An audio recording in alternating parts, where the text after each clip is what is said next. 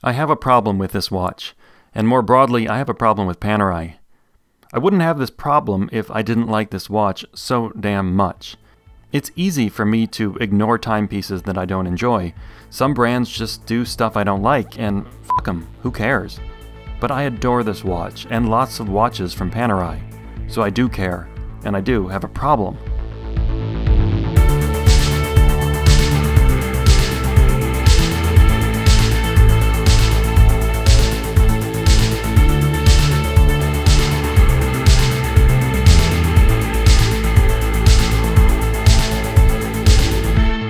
This is the Panerai Submersible 1950 PAM00682, better known simply as the PAM682. This watch is another loaner from Time Titans who has it listed for sale. He never asks that I mention him in videos, which is one of the reasons I always do. As a Luminor watch, this has the unmistakable Panerai crown guard and cushion case. As a submersible, it has a timing bezel, a date, and an automatic movement. Panerai is known for making big watches. I own a 44mm Luminor, which I recently did a 3-year video on. It's one of my favorite watches. And I also recently did a video on another submersible watch, the amagnetic PAM1389, which has a 47mm titanium case. 44 to 47mm. That's what Panerai is known for, and that's where its timepieces tend to shine, which is one of the reasons the PAM682 is so interesting to me. The PAM682 is only 42mm across. By no means is this a small watch, but in the context of other watches from Panerai, it's petite, and it's awesome.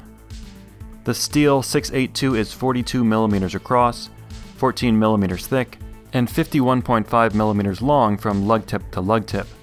You're seeing this on my 18cm wrist, and most of the time this seems ideal to me. There have been moments when I look at my wrist and I think, this thing is too big and too chunky, and other times when I think, oh, it's just a little mini PAM, it looks like someone left a regular submersible in the dryer too long. In between those vacillations, I've come to the conclusion that this size submersible is perfect for me. I'm sure there are insufferable Panerai purists who think anything smaller than an Italian wall clock is orological garbage. For them, there's always the 60mm L'Egiziano. Buon appetito e buona fortuna. But for people with a little less to compensate for, I think a 42mm submersible is. The PAM682 has 300 meters of water resistance, and it comes on a black rubber strap which tapers from 22mm to 20mm. It's powered by the in-house Panerai 910 movement. It's an automatic with 72 hours of power reserve, more on that movement later. The price of the 682 is $8,900 US.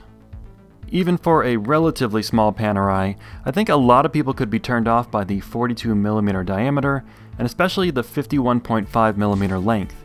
It's true, this watch isn't for everybody, or most buddy. And that's not just about size. To enjoy this watch, you have to enjoy the Panerai style and the dimensions. Even at this size, that Panerai vibe is still there. Is it bold, or is it obnoxious? Is it fashionable, or tasteless? Is it a yum or a yuck? Me? I'm a fan, and I fully acknowledge that I don't totally understand why, but that's the case with most of the watches I like. And if you're into this style, then you can wear this watch on a wrist as small as 6 inches or just over 15 centimeters. The lugs are attached towards the bottom of the case, and they curve down past the case back, making this watch very ergonomic. But all of that is moot if this style isn't for you. The in-house caliber P9010 seems to be a pretty good movement. 3 days of power reserve is quite good, and it uses a balance made of glucidur. It's a copper alloy that's resistant to corrosion, temperature fluctuations, and magnetic fields. The movement also features a jumping hour hand. This is very useful for changing time zones without hacking the movement and stopping it completely. This jumping hour hand also is used to set the date. Okay, sounds like a pretty good watch, so what's my problem? Well, I've got too many to list, but specifically about this watch, it's about the value, or maybe the lack of it. $8,900 US. That's what the PAM682 lists for. I think it's a pretty good watch, but I don't think it's $9,000 good. A Rolex Submariner with a date is $9,150, if you can get one from an authorized dealer, of course, which you can't. It comes with one of the best bracelets, best movements, and best quality control in the business. For a similar price, the Panerai comes on a rubber strap with a relatively untested movement and about that quality. There are two small-ish things on this watch that I don't think speak well of Panerai's attention to detail. First is the case finishing. In general, it's fine all over the watch, but just above each of the 4 lugs, the case is finished by what must have been a different grit or gauge brush. These 4 areas are rougher than the rest of the case.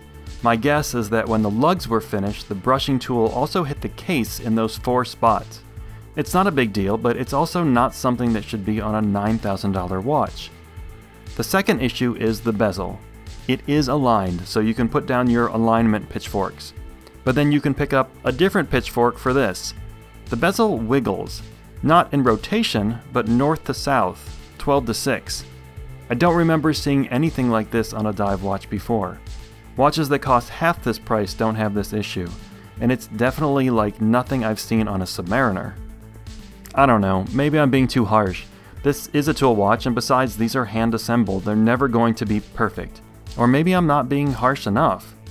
If you're going to charge this kind of money, you better be ready to be compared to your direct competition. And Panerai's quality control does not compare favorably. And I wouldn't give a 300-meter water-resistant fuck if I didn't like this watch so much. But I do. Look at this thing. It's charming, it's interesting, and I want it so badly, which is why these dumb little issues bother me. Like so many things about watch collecting, this is a psychological issue. There are many submersible owners out there who have seen issues like this and just don't care, and I envy them. You might call them foolish, but I call them content. You can find the PAM682 used for just over $7,000. For that price, I might be close to buying one, even with its flaws. For $5,000, I'm a buyer. I realize that Panerai doesn't want to go up against Omega and Tudor and Breitling and many others for that market. But I also think positioning the brand against Rolex is a tough road to travel. Or maybe it used to be when a buyer could actually walk out of a store with a watch from either brand. But even though I can't get a Submariner for $9,000, it doesn't make the PAM682 worth the list price, for me. And those last 2 words mean everything here. For me. The PAM682 is a great watch, for me. It's got a strong design and a solid presence, for me. And for the list price, it's just got some issues that are a deal breaker, for me. But damn, this watch is cool, for me.